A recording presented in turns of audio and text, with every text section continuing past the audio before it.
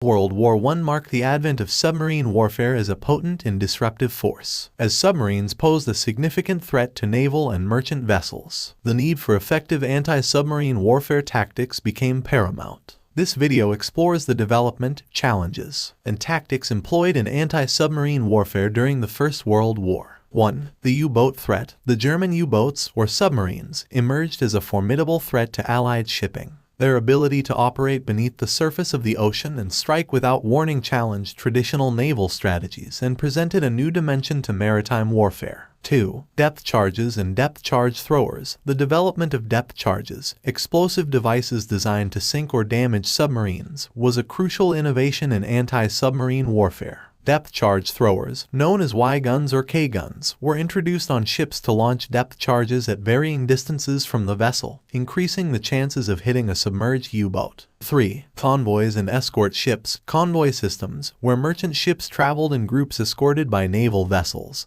proved to be an effective anti-submarine tactic. The presence of escort ships armed with anti-submarine weapons, such as depth charges and deck guns, deterred U-boat attacks and provided protection to the vulnerable merchant fleet. 4. Submarine nets and minefields. Coastal defenses and key naval bases employed submarine nets to physically obstruct the passage of enemy submarines. Additionally, minefields were strategically placed to create hazardous zones, making it perilous for U-boats to navigate certain waters. 5. Sonar technology. The development of sonar, an acronym for sound navigation and ranging, revolutionized anti-submarine warfare. Sonar allowed ships to detect underwater objects, including submarines, by emitting sound waves and analyzing the echoes. This technology significantly enhanced the ability to track and counter submarines. 6. Hydrophones and listening devices. Hydrophones, submerged microphones that could detect underwater sounds, played a crucial role in locating U-boats. Listening devices, often mounted on the hulls of ships,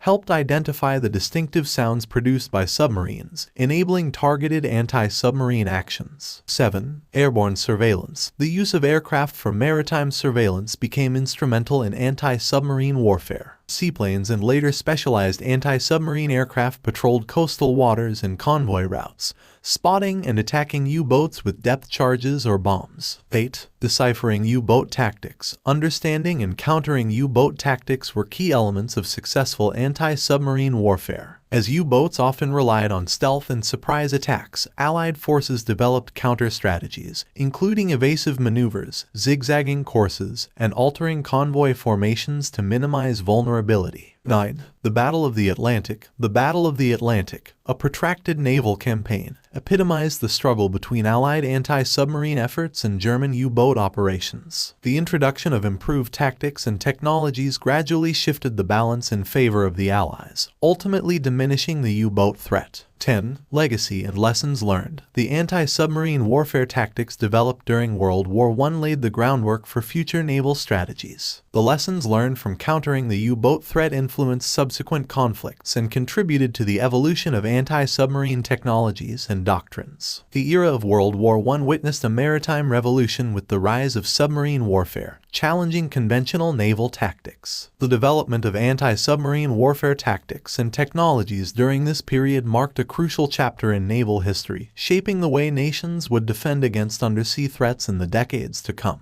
The innovations and strategies born out of this conflict laid the foundation for the modern practices of anti-submarine warfare.